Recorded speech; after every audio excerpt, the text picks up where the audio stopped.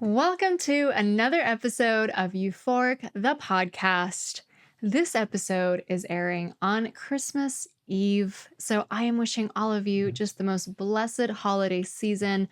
Merry Christmas, Happy Hanukkah. I hope you have a lot of time to just enjoy your loved ones, your blessings, and just really cherish the moments for the new year, which is why I thought it'd be so fun to come today and do a podcast episode on stealing my exact reflection process for closing out the end of the year and setting up the new year for what you really want to bring in. Now, I do this every single year. It's really important for me. In fact, there's this part of me that secretly can't wait for this part of the year because I love reflection. And I think ever since it turned December 1st, my brain has been going into what can I learn about 2025 and what am I bringing into 2026?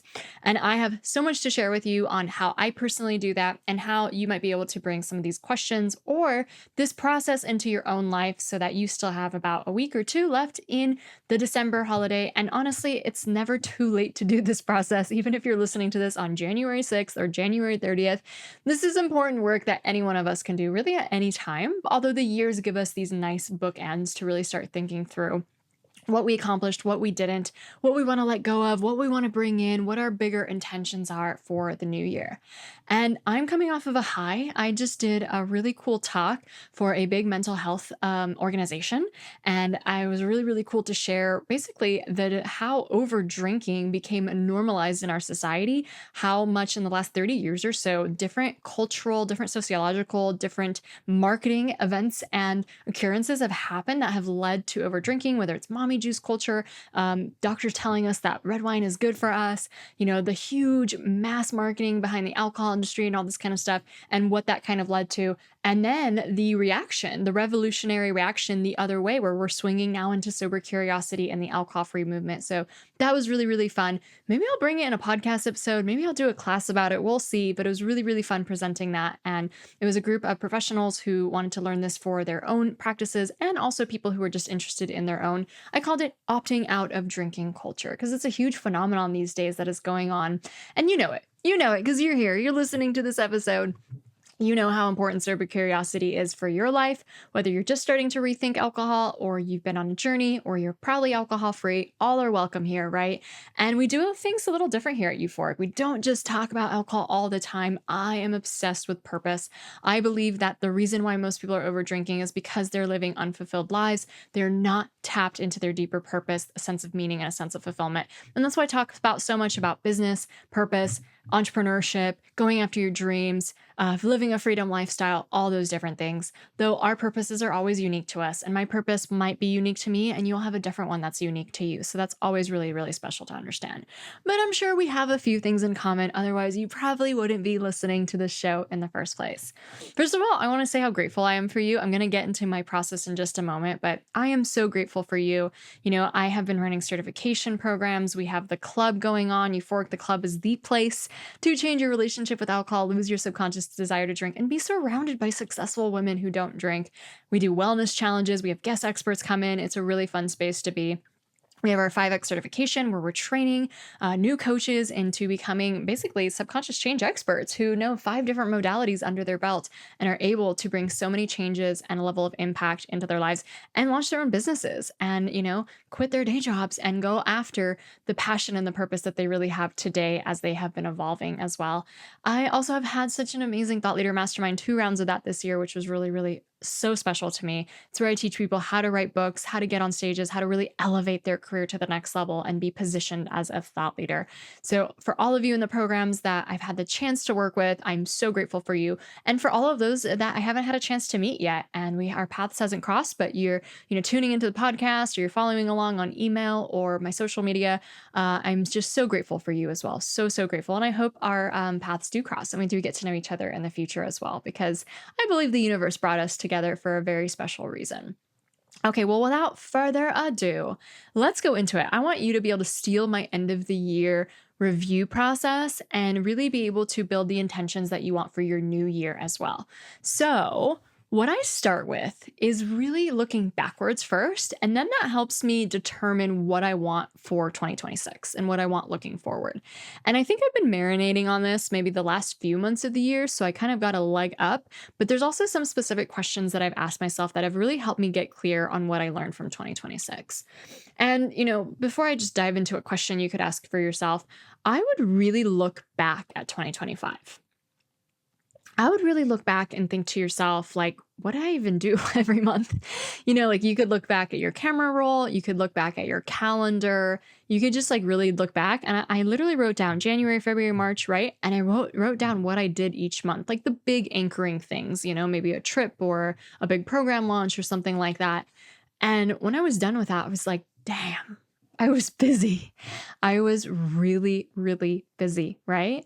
And I'm looking at this calendar and I'm looking at the feeling of it. And I'm also bringing back to 2024 when I was making the intentions for 2025. And I have this like recognition that in 2024, as I was building out my dreams for 2025, I am claiming the stage as a thought leader. I've had that identity for a while, but I wanted to go even bigger on that. I was like, I want to be invited to speak more places. I want to travel more. I want more opportunities. I want to really be out there. And 2025 did not disappoint on that. It really did deliver with that. I spoke on 7 different stages, 4 of them my own, and 3 of them invitations that I got. One of them was to speak in South Africa, which was just crazy. I spoke in Seattle, which was really cool, and just all these different places online as well, which is really, really amazing. And it like took me to a lot of different places and had me meet a lot of different people. I also did a lot of business immersion events and conferences for my own personal development last year. So I was traveling to different places to maybe go to a conference or like a seminar or like a smaller mastermind group. A lot of the masterminds I do have these in-person experiences with them as well. So I was traveling a lot for that. I hosted 4 events of my own. 4 events. What's crazy about that is like most people don't even host one event a year. And when they do start hosting events, they host one a year, right? It's just like the one event you do a year. And I'm like, damn, where did I get 4? How did I host 4 events? Like huge multi-day events, like I'm not Tony Robbins. I'm not used to that cadence. I'm not used to speaking that long and doing so much event logistics and stuff like that. But it was really, really fulfilling. In March, I hosted my 5X certification retreat, which was held in Palm Springs that year. We had these beautiful, beautiful mansions, and I spoke for 2 days basically on how to adopt the mindset of a 6-figure entrepreneur and coach. And we had just really fun mocktail parties and the Come As You'll Be party where you dress up as your 5-year future self. Anyway, I've talked about that probably multiple times on this show. There's multiple podcasts about that, but I hosted that. And then I did something crazy, which I've never done before. I decided I want to bring a group of entrepreneurs to Paris, and I just kind of put it out there. And it totally filled out and sold out. And we had an incredible thought leader mastermind that had an inaugural trip to Paris, of all places. And most people came from the United States, and we all got on a plane and we flew halfway across the world to France and met each other in France. We masterminded. Literally, guys, when I like shared this, when I first announced it, I was like, oh shoot, I wonder how you book a space in Paris. I wonder how you order food in Paris. Like, I didn't know. And, some countries have really hard, it's like the hospitality is not as conducive to help figure things out. And it's like really complicated. So I was like, what if all these services aren't available? But it turned out to be easier than I thought. And I was able to find a space in Paris. We were like up on the penthouse of this beautiful, beautiful apartment and looking out on the views of Paris from there. And it was just so chic and so cool, and figured out all the other logistics stuff too. But that was just a really crowning achievement to just be like, I want to take coaches and thought leaders to Paris. And let's just do it. Let's just do it without knowing how or all the answers to that. After that, I went on a really big trip around Europe. So I went to Italy, both sides of Italy, the Amalfi Coast, and then Puglia, which is the other side of the coast on the eastern side. We went to Slovenia, which was such a beautiful country. We did Poland. We did a health cleanse in Poland. And then we also, that was that trip. And then I did another event, another 5X certification retreat in Palm Springs. Next year, I'm actually changing things up. Instead of Palm Springs, we're going to Dana Point, California. beautiful beach town that is basically where I grew up, and it's just such a nice area. Beautiful harbor, like a hotel overlooking the water. It's a vibe, and I can't wait to show people it. And so we're doing that next year, but we did the two in Palm Springs. And then I just hosted another thought leader in LA. And in LA, we brought together people coming across the world as well. Someone flew from all over the UK to get there. And we got these thought leaders on stage and presenting their keynote speeches, all filmed, lights, camera. It was beautiful. It was like a production studio we did it in where celebrities film, actually. It was so much fun. We got to eat dinner and go off and tour LA afterwards and just laugh and get to know each other in a beautiful, different way like that. So those were really big undertakings. I remember when doing just one event in a year would scare the socks out of me and just make me feel like, oh my God, there's so much to figure out here. I can't believe I'm at a point where I just did 4 events, right? So it's a huge ramp up from the year before. So we have the speaking, we have the events that I'm hosting, just the travel. I wrote down every place I traveled to each month, and only February was blank. And only February was blank, and we just got back from the Maldives in like the early February. So basically, I don't even know if that counts. Like in January, where I was in Dubai and the Maldives, then we did Palm Springs in March. Then I went to on a cruise and to Playa de Carmen in Mexico in April. In May, I did some like stage side trips, like weekend trips around here, my local hometown. And then I went to Orlando. I went then to Europe in the summer, another Palm Springs trip. And then the fall was just crazy. It was, let's see, Denver. It was like, no, like in one, like back to back, back, back. It was like Palm Springs, Denver, Calgary, Canada. And then after that, Seattle, Turkey, South Africa. Go check out my South Africa episode if you want to see what it's like to be on a retreat or have a giant spider land on your shoulder. After that, it was like straight up again, then Chiapas, Mexico. I went on a gorgeous, gorgeous health retreat. I didn't even get a chance to tell you guys. I've kind of shared it on my Instagram, but it was such an amazing experience. It was basically a health diagnostic retreat where you are getting tested for all these different things that are probably really hard to get in the United States. You need like a lot of appointments, a lot of money necessarily to get them. Like doctors often don't let you get these tests because they don't think you're sick enough to get them. And so we did this huge preventative diagnostic test for me and my husband. It was a couples retreat.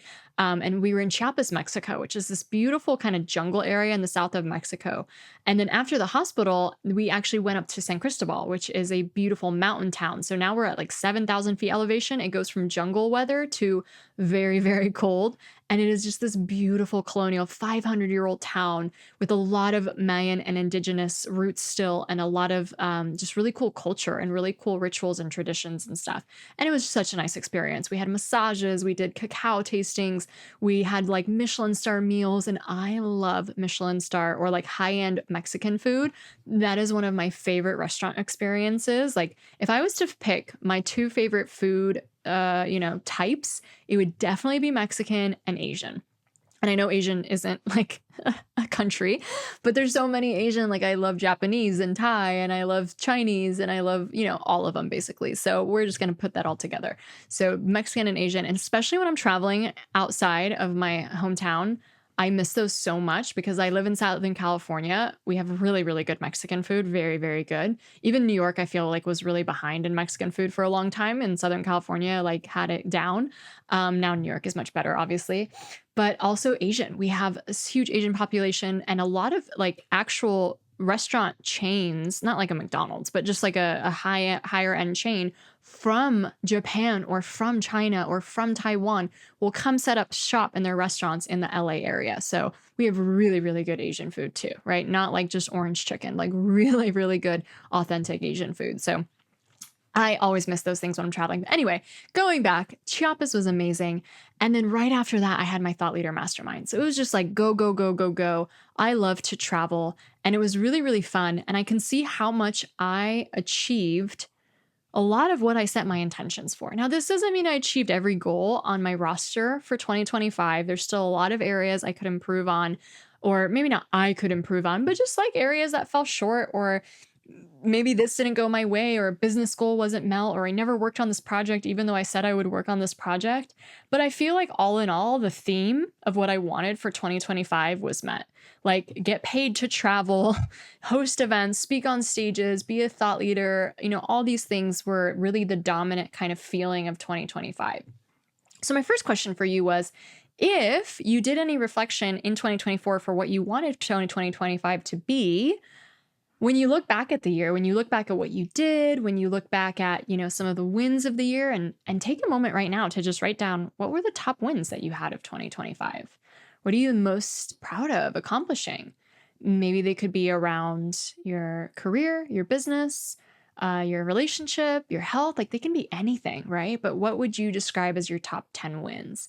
And so when I started reflecting on mine, there's so many things. Like, I think I get to the end of the year and I get a little like, oh, I didn't achieve this goal, or I didn't achieve that goal, or I said I'd work on this and I never worked on it.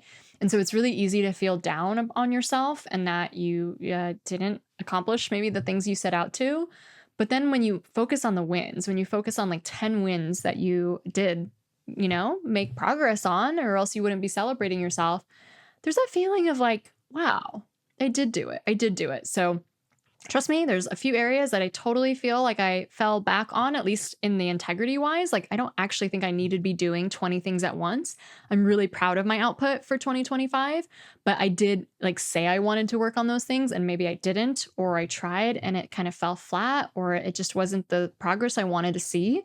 So there's definitely areas that I'm reflecting on and doing better. But I think that when I think of my intention for what I wanted for 2025, I met it. I met it. It was like this big outward energy type of year. And so it's really interesting is when I look back on that, now it helps me really determine what I want for 2026. And I think that's the really good place to start before you even get started looking at what you want for 2026. We have our wins for 2025, right? We've looked at our calendars. We've looked at our camera rolls. We understand what we actually did. Like, I was thinking back and almost forgot that I went to Dubai and the Maldives last year in January, because it was now almost a year ago.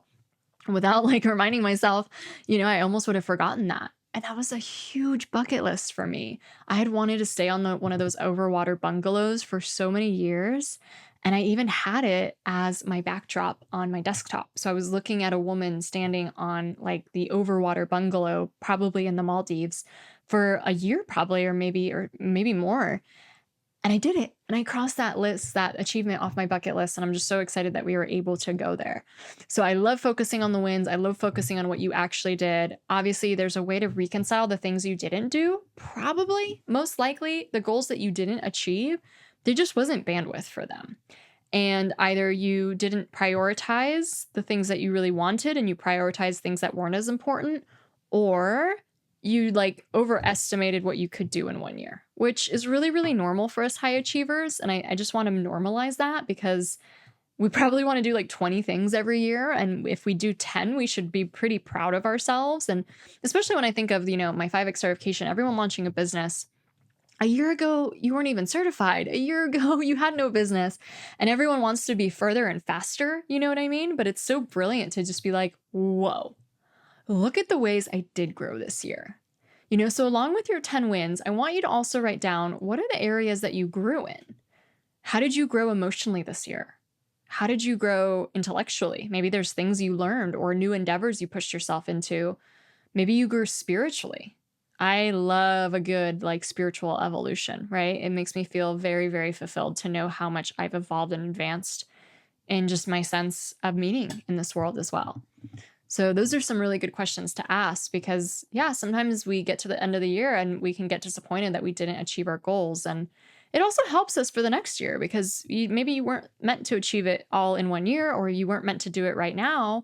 And so now, if say you have similar goals for 2026 of the things that maybe weren't achieved in 2025, now you have a different prong of attack. Now you're not going to repeat the same mistakes per se.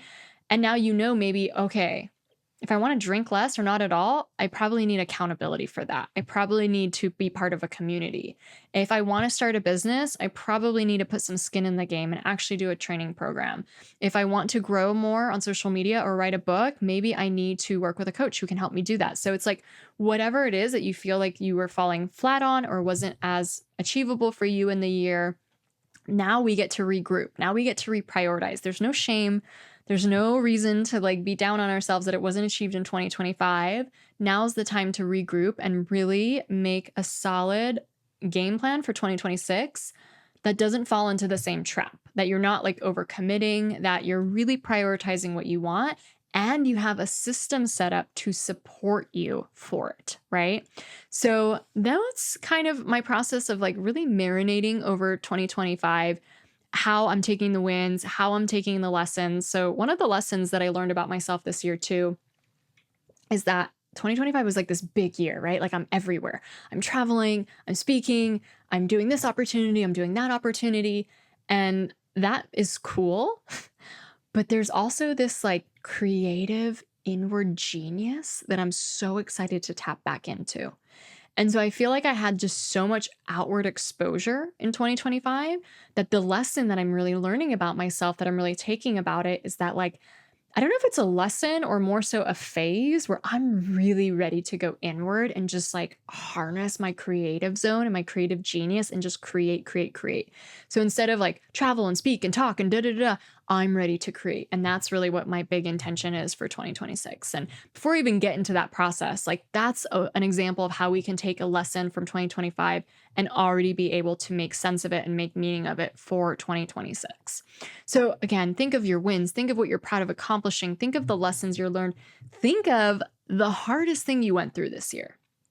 Maybe it was a loss, maybe it was an unexpected turn of like losing a job or employment, maybe it was just dealing with a complicated relationship with alcohol. Maybe it was something that happened with a relationship, maybe a falling out with a friend. Maybe you lost a pet. Like, I'm sure there's so many hard things that we as a community have all gone through in 2025. And if there's enough space from it, if there's enough time and space from the really hard thing you went through, you might be able to ask yourself, how did this shape me as a person? How did this really, really help me grow? And I remember in 2024, something that I went through that was really, really hard. Like, oh my God, it shaped me so much as a person. It helped me develop my own inner strength so, so much.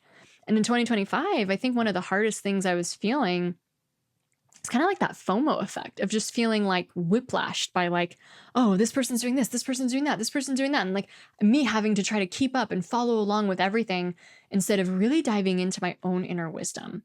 And so I can even see like the challenging moments of the year have been bringing me this lesson, have been bringing me this intuitive download of how I'm supposed to carry this into 2026. You can also start thinking of like, what are you ready to let go of in 2025? Maybe it's a habit, maybe it's a identity, maybe it is a pattern that you find yourself going into. Like every time you start playing bigger, you backtrack by, thinking about your ex or by, getting back into drinking or by, just sabotaging and being a perfectionist and not moving forward and, getting stuck in your goals or something like that. So I wonder if we could also identify any habits or patterns that are not only holding you back that you can recognize, but like you're done. You're not bringing that with you into 2026. You are ready to let go. And even doing a formal letting go ceremony where maybe you write that identity down on a piece of paper and you just burn it and you say like, I'm not bringing this into 2026 can be really, really symbolic for your subconscious mind as well, right? And then what I love is like, what are you bringing into 2026 too? All these lessons, like we only get wiser, we only get smarter. The more reflective, intuitive we are, all of these life lessons are only going to make us have better lives at the end of the day. And even sometimes hardships, there's this really amazing Kabbalistic teaching that I love, how oftentimes challenges happen in our lives because when we don't know what we want, a challenge will show us what we don't want. So let me say that again.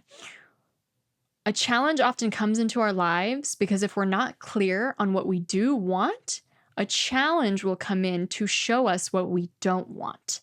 And so then it forces us to make a decision. Oh, I really don't want this. I really don't like this, right? Like when you're healthy, you take it for granted and then you have symptoms that could potentially be a chronic illness. And then you're like, why wasn't I appreciating my health more? You know what I mean? And you recognize that that's actually the most important value you could ever have. So it's that kind of concept of how I'm bringing that into 2026. I also like to reflect back. Like I have specific goals that I set for 2025, and I try not to make them so overwhelming. Like I don't want to have a goal in every single area of my life or else I know I'm going to fail somewhere. But I also still want to do a nice audit and see like what areas of my life need more work, which ones were not even given any attention to, which ones are just fine and dandy as they are, completely like automated. I don't have to worry about those, and which need more conscious effort.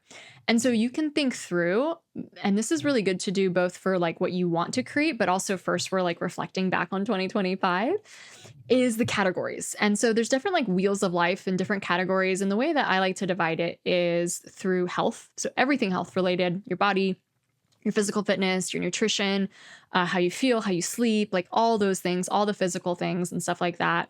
Then there's your business or your career. So anything to do with business career. Then really similar to that, but slightly different is like wealth, finances, abundance, all those kind of things. Then next you have like love, relationships, family, friends. You could put them all together or you could separate those if they feel weird being together. But I like to put them all together. So my relationship with my partner, the future family I'm calling in, my relationship with my siblings and my parents, my friendships and stuff like that, like all of my relationships basically I can think of.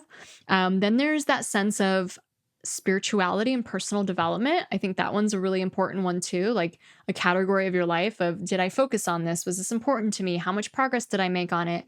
And then the last one that I like to categorize is all things adventure, travel, fun, joy, pleasure, all those kinds of things. So for example, I was really high in that last year. I traveled to 14 different countries. There was so much adventure and travel. I was invited to speak in South Africa. I was invited to Mexico. Like it was just so many different things where I'm doing these amazing opportunities, these amazing bucket list opportunities, you could say. So that one was really, really high last year. I think my relationships are great. My family relationship, I spend as much quality time as I can with my parents, try to see my sister and her family as well and stuff like that. A very loving relationship with my dog as well. Wealth and abundance, like I can see too, like, did I meet my savings goals? Do I want to really focus on that more?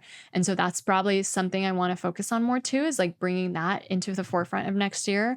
Business and career, I can kind of think through like, that's a pretty big focus of mine. I'm a 3 on the Enneagram, so that's the achiever. So if you like to, work and achieve or accomplish, goals related to your career or business, that's probably always on the forefront of your mind. And also, I get a really huge sense of purpose from the work that I do. So that one was pretty solid. And then health, I think I did some cool things for my health. I went on a fertility detox in the beginning of the year. Then I did a health cleanse in Poland. Like I feel really good and healthy, and I'm really grateful for that. And there's more ways I'm optimizing it, but there's not like these huge leaps and bounds that have to be doing with my health because I've been optimizing it ever so slowly, for many years now. It feels like really, really solid. I probably could move my body more though, to be honest with you guys. I love to walk and I love to swim and sometimes I'll like lift weights, but I wish I did more, I think routinely, some like more formal exercise, routines versus like just the casual walking, hiking stuff too. So yeah, I could definitely still work on health more too. So that's like an example of how you could take all these different categories of your life and just assess, just no shame, no judgment, just kind of an honest reflection on how did this go for 2025? And maybe you didn't make any progress on one or you didn't really focus on one, and that's okay because you didn't really care or prioritize it. That's okay. We're not meant to have every single one of these be a 10 out of 10 at all times, right? So now, as I've done this kind of full look into 2025, the lessons, the wins, things I'm proud of, the life wheel, just really thinking back at everything that's happened this year, now is where I build the intentions for 2026. And a lot of this has just been marinating naturally, but there's also some formal questions I ask myself. Okay, so this is not new. If you're into personal development, you've probably done this before. So I'm just bringing you something that we maybe have done before, but it's still amazing, right? So I love to always think of a word of the year. And I had a little hard time deciding what the year's word would be for 2026. And then I landed on it. And it might not make sense to you, but my word is certainty. And I really love this word because it's kind of like faith, but stronger. You know what I mean? And I really like the word faith as well. And not in a religious sense per se, but when I was first starting my business, just like having faith that it would all work out, having faith that I'm meant to be successful in this area, that I'm meant to make an impact, that I can do it. Faith was really important, like this word faith. And I remember in the first few years of my business, I would scribble on my wrist the word faith. And it was really like anchoring. It was really, really powerful. And I think for me now, this word certainty is like another version of that faith word, but like 10 times stronger. It's like the certainty that everything that you want is going to work out, the certainty that you have this undeniable power, this undeniable magnetism, and the dreams of the family and the dreams for the business and all of these things that I already know, and just all the lessons I've learned and everything I believe. It's just this like certainty, like nobody can shake me, nobody can rock me. Certainty, certainty, certainty. So that is my word for 2026. And I was almost going with creator because I also said like I really want to get into my creator vision and just like really pump out a lot of beautiful things for 2026. But it like certainty kind of trumped it. Certainty went even stronger. So I wonder what your would be for 2026. Like I said, you can choose a lot of different ones. It could be a value. It could be something like growth, abundance. I've even had fertile for one of my years. It could be something like faith. It could be confidence. It could be one of my clients had the word explode, which I thought was just so cool and fun of her, vision for her business and herself too. So take a moment and think of like what word's coming to you. And if you can't think of one right now, just take some notes in your journal and you'll hopefully arrive like really naturally. Just keep mulling on it until you get to the word. Okay, another practice, which isn't necessarily like something new under the sun, is making a vision board. This is the perfect time of year to do so. I have made a vision board digitally and physically for many years, and I'm much better at updating the digital one. So what I usually do is I will do a collage in Canva, and I do like a template called like collage, photo collage. And basically you can get a template where there's like all these different boxes, and then you can make it the specifications for what size you want it. So I do one on my phone. So it is literally the backdrop on my phone. So I have that for my phone. I also sometimes do one on my desktop. So it's probably similar images, but just they're wide and horizontal instead of smashed together and vertical for a phone. And that's really fun. I usually get images from Pinterest, download them, and then upload them into Canva. Canva also has images too you can do for free. And so I always do this every year because it's pretty easy to be able to do digitally and just takes a little bit of thought and an intention to actually set aside the time to do it. And then I'll put my special word on that collage as well. Now, physically, that takes a little bit more effort, but it's also really worth doing too. And so physically you can do is, save those Pinterest pictures and stuff like that. You could also get a magazine, but sometimes it's harder to find all of our goals and dreams just sitting in a magazine. So I think Pinterest is really easier. Save them to your phone, but then you can print them. You can get them printed by a service, like a local pharmacy or something. I also use a service called Free Prints that gives you 85 free prints a month for just shipping for like $9. And you don't have to do it every month. You just, whenever you want to do it, you pay $9 and you get 85 pictures. And I love it because, in this day and age, like I grew up in the era when you took pictures and you had the actual like physical photo. And it almost scares me that like all of our photos now are on these phones and computers. So if you want to have more memories of like your children and your family and your trips, I always recommend printing some pictures. So you could print like half of the photos could be just for your memories and the other half could be your vision board photos or something like that. So I'm sure it's a service that you'll make use of. So then I arrange them. And even right now, if you like, okay, you're like, great, Carolina, I'm going to do that later on after the chaos of the holidays passes. I would even think right now, what are 5 images that you want to put on your vision board? Do you want to replace photos if you've already had a vision board, or is this something you're creating for the very first time? I definitely really recommend it. Okay, I want to also go back to the life wheel of those different categories I talked about. And then I would also think of what do I want to deepen in each of those categories for the year. Now, these aren't necessarily my goals because I think if I went all in on all of these, it'd just be too much. There's just too many goals. And then we get, burnt out and frustrated that we didn't achieve really anything. So I'm going to have a more slim down version of my goals. But first, I just want to do the life wheel again, but this time for what I want to create in the new year. So, thinking of health first, right? What are ways that you want to maybe improve your health in the new year?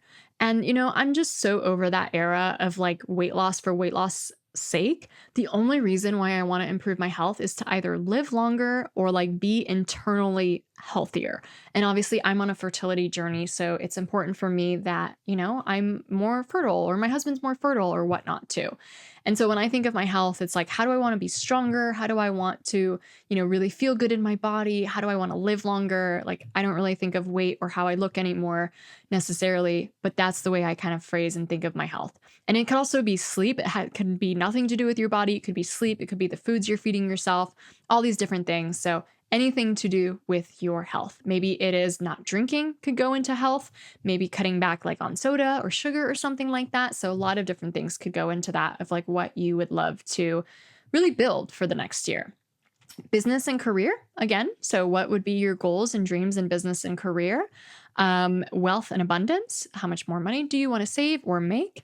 Relationships, love, family, friends. Or did you feel a little lonely in 2025? Do you want to develop like a new circle of friends? I know, especially as women go alcohol free, they feel like maybe they don't like fit in as much with their drinking friends, not from a bad way, but just like I want something deeper way. And you want more growth oriented friends in your life. And maybe that's going to be an intention that you bring into the new year of I really want more female friends who don't drink.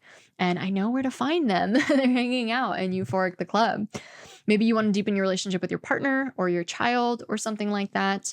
Adventure, fun, and travel. Maybe it's time for that bucket list trip. Maybe you want to learn a new skill. Maybe you want to learn a language or play guitar or go ice skating or, get into pickleball or like, there's just so much that can go here, go on more camping trips and stuff like that. So you can kind of get clear on all of that. And then personal growth and spirituality. So how do you want to grow spiritually? How do you want to do your personal growth?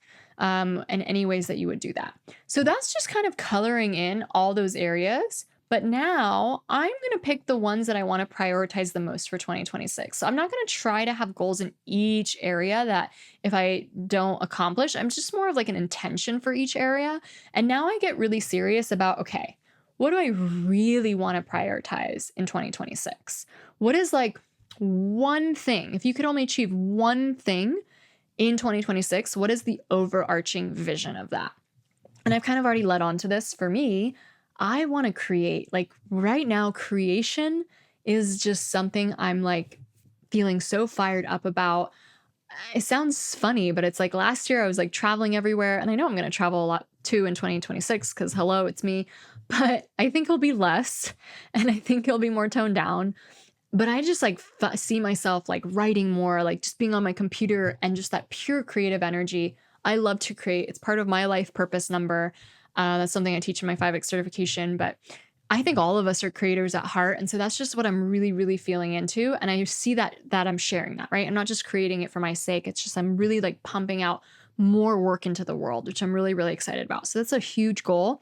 And how does that look like logistically? Like for me, it's going to be a YouTube strategy, more content on LinkedIn, more guides, more free resources, more classes, just like all the different formats, all the different little ways that you can pump out a work of creation out into the world. And my second book. I've been making more progress on my second book. I've probably been talking about it a lot, but it's something that I definitely want to get into that creation mode as well. And so that is something that I'm looking at. And then I usually also have goals around, things like business revenue, enrollments, things that were changing. So I had so many events last year. So probably dialing back a little bit on events just from learning lessons and things like that around that. I know I also really want to go a little bit more inward in 2026 and just really be led by my own intuition. So instead of feeling like I'm getting whiplashed by, all the different things you hear all over the internet, I just like really want to focus in, that certainty I want to have, that I know the right answers, that I know what I'm doing. And I think this is a phase of my life where this is really like smart at this point. But I think earlier phases of my life and earlier years, especially in my business, it probably wouldn't have been smart because I didn't know shit. So my own intuition wouldn't have given me very much. It was probably only my fear talking. So I'm super, super glad that I was leaning into so many different things at different times. It really helped me build my expertise and know what I want and what I want to do. And now I just want to like listen to that, like, and be really, really divinely connected with my inner creator self, right? So that's really important for me. So when you think of, for you, like, what is one thing that you want to prioritize in 2026? Maybe it could be around your relationship with alcohol. Maybe it could be around finally launching that business. Maybe it could be about taking your business to the next level and stop like treating it as the side project, the side hobby, and really make it your full thing. Maybe it's writing your book. Maybe it's getting on the next stage. Maybe it is traveling somewhere beautiful. So like, if you could only have that one overarching vision, what would it be? And now I know that with that being the main goal, I obviously want to achieve other things. I want to do other things. I still want to work on my health and all this other stuff, but I'm not going to feel frustrated or disappointed if 30 million things don't happen at the same time. I know what my main focus is on, and I know what I really want the intention of the year to be. And that is it for me. And if everything else happens as well, that's great, but I'm not going to beat myself up for that. So I think that's where we have to be really honest with ourselves of like, what is that bigger priority? And sometimes you have to be honest with like maybe something you've been saying that you want for a long time, but you're not making progress on it. You're not doing it. And we're reading this really good book in my Thought Leader Mastermind for our book club. And it's all about how we're probably subconsciously sabotaging ourselves for a reason. And so you need to be also really honest with yourself. If you still like, let's say you don't like your job and you just want to work for yourself, but you're not making progress on that, you're not growing a business, you're not getting training, you're not learning about business education, you're not doing anything about that, then it's like a really honest look about like, well, I say I want this, but I'm not doing anything about it. Or maybe I'm stuck and I'm plateaued and I'm not changing anything. Maybe you really want to change your relationship with alcohol. And you also notice like, I just keep saying that every Monday, but I'm not actually doing anything different. So I think that's where we can really take the lessons of having a different game plan, a different like plan of attack for the next year. And so one of the ways that I personally do that, so I shared with you like my bigger overarching goal is community. I am so much better at being externally accountable to someone than just myself. I'm not bad by myself. Like, I'm not the kind of person who, will never do anything just for myself. But I am the kind of person too that if I tell someone else I'm going to do something, my integrity is one of the most important things to me. I never want to not be a woman of my word, that I will rise to the occasion, even if I don't feel like it. Think of it this way. Let's say you were planning on working out like at this evening and you just had a shit day. You're like, it's not going to happen. I don't want to do it. It's pretty likely that you wouldn't go work out, right? But let's now imagine that you actually were supposed to meet a friend at the gym or maybe your personal trainer at the gym. How much less likely are you to cancel, right? So even though you had a bad day and you don't feel like it, because you have that external accountability, you're going to do it. And so I really believe that through coaching, mentorship, masterminds, programs, coaching, I already said coaching, communities, memberships, we can do that. We can hack our lives to add that external accountability. And we put ourselves in the right environment where other people are achieving the same goal that we want to achieve. So it normalizes it. So instead of you being now the outlier in, say, your friends who are all in corporate and you want to start a business, now when you're surrounding yourself in a program where everyone else is launching a business, you're not the outlier anymore, right? And you get more fired up to want to achieve your goal, and you get more motivated by just the culture of the things that are the people that are around you. And that's why our subconscious and our environment are so important. So anytime I have a goal, I ask myself, am I putting myself in the environment that's going to help me achieve it? Am I putting myself in the community that's helping me achieve it? And am I getting external accountability to achieve it as well? which is why for me, mentorship is a no-brainer. It is a no-brainer. I've been in mentorship ever since I went alcohol-free, and it is why I used to work in a cubicle, and now I'm a CEO of a company that retired my husband and allows me to travel the world and has helped thousands of people. Like, there's a big, big reason why I'm such a big proponent of it, because of just the reasons that I said. Like, sometimes, let's say in a different example, if you want to change your health and you're not really doing it on your own, and you're not like working out when you say you will, maybe it's time to hire a personal trainer. And there's nothing wrong with that. Like, that's how successful people get ahead, is they use these hacks of life to, recognize my motivation is going to wane, my willpower is going to wane. I need something else to keep me on this goal even when I don't feel like it. And same thing even like with going alcohol free, like imagine sounds kind of harsh, but imagine that you say, I'm not going to drink for 30 days in January.